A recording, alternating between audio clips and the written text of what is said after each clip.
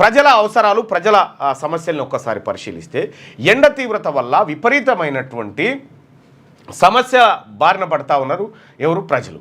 మరోవైపు వడ్ల కొనుగోలు కేంద్రాల్లో రైతులు వడ్లు కొనాలని చెప్పి డిమాండ్ చేస్తూ సౌకర్యాల లేమి కారణంగా కొంత ఆవేదన వ్యక్తం చేస్తూ ఉన్నారు.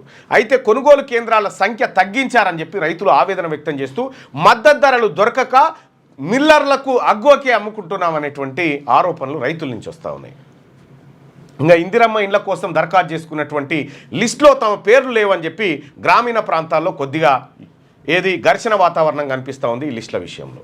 మరోవైపు రాజీవ్ యువ వికాసం పేరుతో అప్లై చేసుకున్నటువంటి దరఖాస్తులు రాష్ట్ర ప్రభుత్వం ఇవ్వాలనుకున్నటువంటి శాంక్షన్స్ దానికి నక్కకు నాగలోక అనుకున్నంత తేడా ఉంది.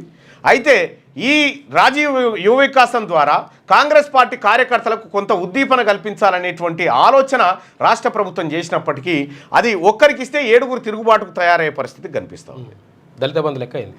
సేమ్ టైం ఇందిరమ్మ ఇండ్ల విషయంలో కూడా ఇటువంటి గందరగోళ పరిస్థితులు ఉన్నాయి. ప్రజల నుంచి ఇటువంటిది ఉంటే ప్రభుత్వాల నుంచి అవి ఉన్నాయి.